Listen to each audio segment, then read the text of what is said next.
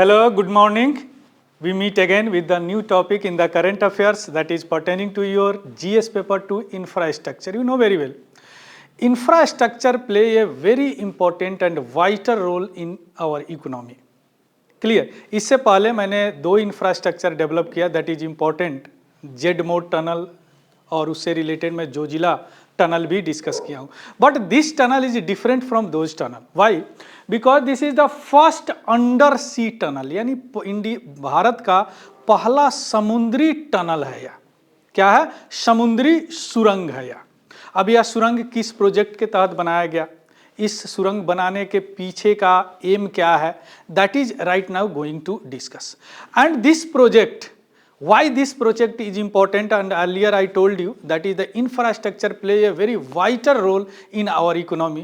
So all these things right now going to discuss one by one. तो ये सारी चीज एक एक करके हम डिस्कस करते हैं. That is very very important for not only the PT as well as the mains examination. Clear? चलिए शुरू करते हैं. First, India's first under sea tunnel, यानी समुद्री सुरंग को अंडर सी टनल बोलते हैं. This is a very tough work to create the tunnel inside the sea. तो यहाँ पे एक टेक्नोलॉजी भी यूज किया गया है. यहाँ पे एक टेक्नोलॉजी, वह technology already use Delhi metro में किया जा चुका है, बट यहाँ पे उसको मॉडिफाई करके किया गया है, तो उसको भी देखेंगे. चलिए शुरू करते हैं न्यूज से. सी, India is set to achieve a significant milestone. See here, significant milestone. Why? Because this is the first ever undersea tunnel. This is the keyword. We can say here the PT alert.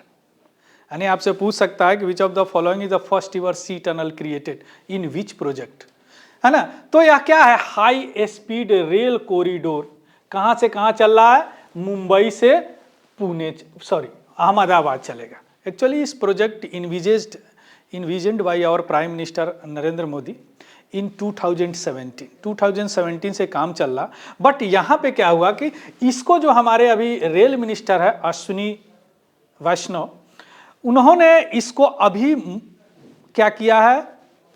Overview किया है. और यह tunnel जो है अभी लगभग almost बन के तैयार हो चुका है. That's why right now we are discussing in this current affairs classes. Clear? तो यह high speed rail corridor project है, high speed rail corridor project. और इसमें क्या होगा कि इसमें एक रेल चलाए जाएंगे मुंबई टू अहमदाबाद. अब इसमें जो रेल चलाए जाएंगे उसी को बोला जाता है बुलेट ट्रेन. तो थोड़ा सा हम देखेंगे कि बुलेट ट्रेन का क्या, किस सिद्धांत पे काम करता है. जैसे you know very well, in the all territorial vehicle that run on the principle is called the internal combustion engine. All aeroplane that use in our territory, that is the less than our space, is called the, is based on the jet engine. All rockets engine that is go beyond the space as like our missile, as like launch vehicle, that is the based on the rocket engine. तो what is the principle that based on the bullet train, है ना. अभी सबसे advance bullet train में आपका Japan है, China है ना. तो यह जापान की मदद से हम थोड़ा सा इसको कर रहे हैं. और इस बुलेट ट्रेन के ऑल्सो कॉल्ड मैगलेव. क्या बोलते हैं इसको? मैगलेव भी बोलते हैं. तो यहाँ पे देखेंगे कि बुलेट ट्रेन को क्यों मैगलेव बोलते हैं, है ना. तो कई कीवर्ड है जो आपको समझने हैं यहाँ पे, और इसी में से कोई एक कीवर्ड लेके और आपको क्वेश्चंस बना देगा, है ना. तो you be focus in this class and each and every keyword that you try to understand. Clear? चलिए सबसे first keyword that is the project का सबसे पहले ओवरव्यू करते हैं. या this is the first ever under sea tunnel, you know very well, in the India, है ना. ऑलवेज करेंट अफेयर्स, है ना. So Mumbai to Ahmedabad high speed rail corridor. Length की बात करें, length is the 7 kilometre and the designated for the bullet train running on 250 kilometre per hour. देखिए bullet train जो है अभी चाइना में 600 किलोमीटर पर आवर भी अचीव कर चुका है ना. जापान में भी करीब करीब 400, 450, 500 के अचीव कर चुका है speed. But this track that prepared on the bullet train only 250 kilometre per hour. So this is the also keyword you should remember. Clear? अब यहाँ पे हम इसको समझने से पहले यहाँ कीवर्ड क्या आ गया, that is the bullet train. तो उसका थोड़ा सा देखते हैं. आपने सुना होगा कि बुलेट ट्रेन पटरी पे नहीं चलता, वह पटरी से ऊपर उठ के चलता है. वाई? कैसे उठ के चलता है? और इसको उठा के चलाने में what is the principle behind it, और इसका फायदा क्या है, बेनिफिट क्या है।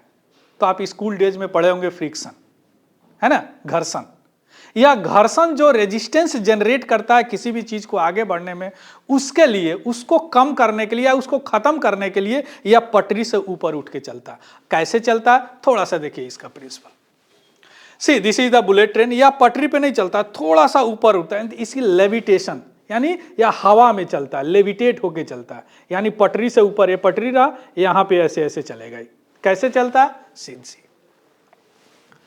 सी you know very well that is the magnet. Magnet have two pole. School days में पढ़े होंगे, north pole and south pole. जब आप नॉर्थ पोल और साउथ पोल को एक साथ करते हैं तो क्या होता है, अट्रैक्ट करता है, यानी खींचेगा। जब पोल दोनों सेम होंगे तो क्या करेगा, रिपेल करेगा, यानी एक दूसरे को धक्का देगा। वह सटेगा नहीं, अट्रैक्ट नहीं करेगा, क्या, रिपेल करेगा। इस simple fundamental logic that used in the bullet train, यही लॉजिक जो है बुलेट ट्रेन में यूज किया जाता है।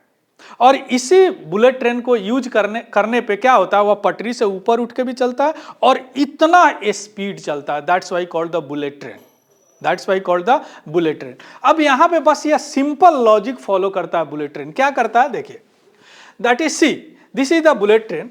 अब यहां पे क्या होता है, that is the north pole, और नीचे भी रहता है नॉर्थ पोल।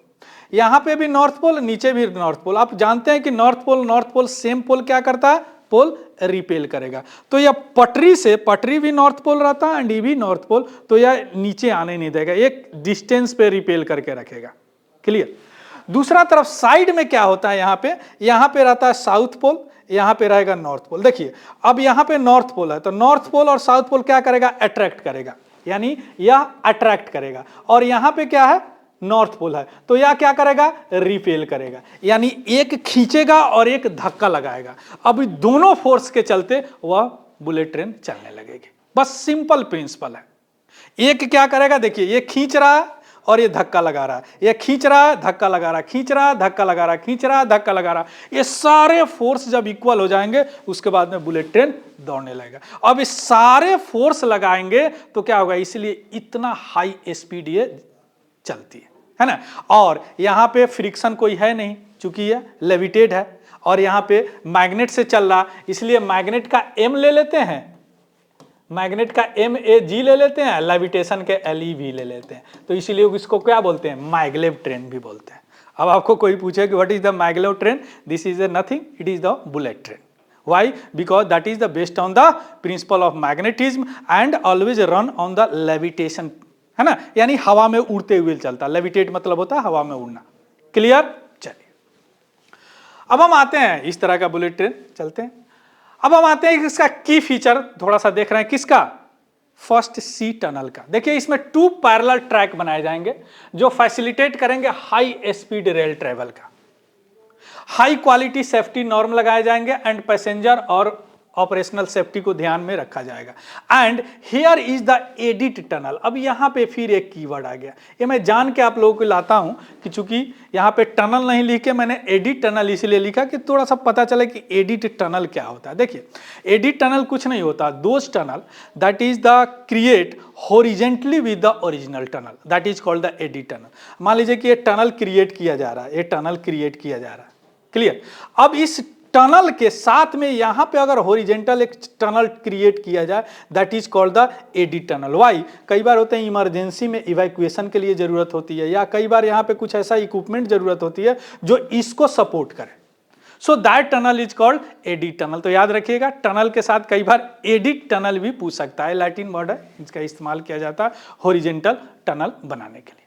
क्लियर, आया बात समझ में, that is the edit tunnel. Clear. अब हम आते हैं कि जो एडिट टनल आपने देख लिया, अब थोड़ा सा देखते हैं कि इसका हाई स्पीड रेल कॉरिडोर से क्या फायदे होंगे। तो नाम से ही पता चल रहा है क्या होगा कि ट्रेवल टाइम रिडक्शन होगा, यानी जो आदमी मान लीजिए कि कोई 250 किलोमीटर पर आवर के स्पीड से चल रहा है ना, तो टाइम तो रिड्यूस होगा ही। तो क्या होगा, अगर टाइम रिड्यूस होगा लगभग 2.5 आवर रिड्यूस हो जाएगा, तो इकोनॉमिक इंटीग्रेशन होंगे, यानी जल्दी से लोग यहां से चल के और यहां पहुंचेंगे, टाइम कम लगेगा, तो मान लीजिए कि कोई बिजनेस करने वाले हैं, कहीं जाने वाले हैं, ऑफिस जाने वाले हैं, तो वहाँ से जाके काम कर सकते हैं। तो एक तरह का इकोनॉमिक इंटीग्रेशन होगा। और शुरू में हम बता चुके हैं transportation play a very vital role in our economy and also the renaissance. अगर देश हमारा आज़ाद हुआ है ना, तो उसमें ट्रांसपोर्टेशन का बहुत बड़ा रोल है। रेल, ब्रिटिश ने रेल चलाए क्यों? वो अपने फायदे के लिए, लेकिन संजोग से फायदा किसका हो गया? इंडियन को हो गया फायदा, है ना। चूंकि एक दूसरे से जुड़ने लगे लोग, ट्रांसपोर्टेशन हो गया, एक दूसरे का विचार संस्कृति आदान प्रदान होने लगा, और उसका नतीजा होगा कि हम लोगों को आज़ादी मिला। तो economic integration and bridge across the river, और इससे क्या होगा, जो रिवर है उस पर ब्रिज भी बनाने में मदद मिलेगा। क्लियर। अब हम आते हैं कि इसका इकोनॉमिक और अर्बन बेनिफिट देख लिए। Regional economy and urban area जो है वह डेवलप होगा इस कॉरिडोर के चलते, होगा ही। चूंकि अर्बन ट्रांसपोर्टेशन अगर अच्छा होगा तो क्या होगा, वहां पे इकोनॉमिक डेवलप होगा। आप जहां भी देखेंगे मेट्रो सिटी में, वह क्यों उतना डेवलप है? चूंकि ट्रांसपोर्टेशन बहुत स्मूथ है, 24 आवर कहीं जाने के लिए आपकी कोई प्रॉब्लम नहीं होगी। लेकिन वह एरिया उतना डेवलप नहीं है जहां ट्रांसपोर्टेशन अच्छी नहीं है ना। और इसके अलावा टेक्नोलॉजिकली इनोवेशन होगा, और यह बेंचमार्क होगा फ्यूचर हाई स्पीड रेल के लिए, अगर यह चालू हो गया थ्रू दिस टनल। क्लियर। और इसका सिग्निफिकेंस है, जो इंफ्रास्ट्रक्चर टेक्नोलॉजी में एक बहुत बड़ा छलांग हम लगाएंगे, and that infrastructure for India, है ना। और India inspiration for the world class and high speed rail system, है ना। और यह सस्टेनेबल भी होगा। व्हाई? बिकॉज बुलेट ट्रेन में क्या कोई कार्बन इमिशन हो रहा है? ना ही कार्बन मोनोऑक्साइड निकल रहा है, ना ही कार्बन डाइऑक्साइड निकल रहा है, ना ही कोई नॉक्स निकल रहा है, ना ही कोई सॉक्स निकल रहा है। यही तो है जो इन्वायरमेंट को पोल्यूट करते हैं, इसमें से कोई नहीं निकल रहा। क्यों नहीं निकल रहा? कि केवल यह मैग्नेटिज्म पर चल रहा है ना। बस मैग्नेटिज्म, हाई मैग्नेटिज्म पे चल रहा है ना। सुपर कंडक्टिव मैग्नेटिज्म लगाए जाते हैं। ऐसा नहीं कि जो घर में हम लोग यूज करते हैं वो मैग्नेट यूज नहीं होता है ना। तो इसमें कोई निकल रहा है, कोई पोल्यूशन गैस, तो क्या होगा, एक सस्टेनेबल है ना, एंड इफिशिएंट अर्बन डेवलपमेंट। और अर्बन को डेवलप करने के लिए भी, या चूंकि इसमें किसी तरह का कोई कार्बन इमिशन नहीं होता। आपको पता है अभी जो पेट्रोलियम प्रोडक्ट सबसे ज़्यादा हम रिलाई कर रहे हैं एनर्जी पे, पेट्रोलियम प्रोडक्ट पे, और पेट्रोलियम प्रोडक्ट ये सारे चीज़ निकालते हैं।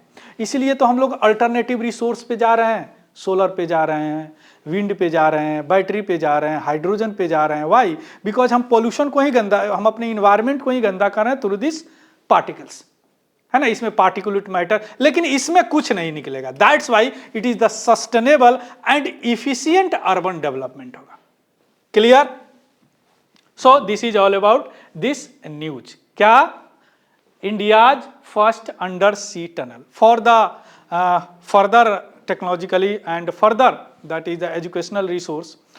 You can log in our social media platform, that is below in the description. उसका लिंक आपको डिस्क्रिप्शन में मिल जाएगा, वहाँ से देख लीजिएगा। So thank you, have a good day and happy learning. Thank you very much.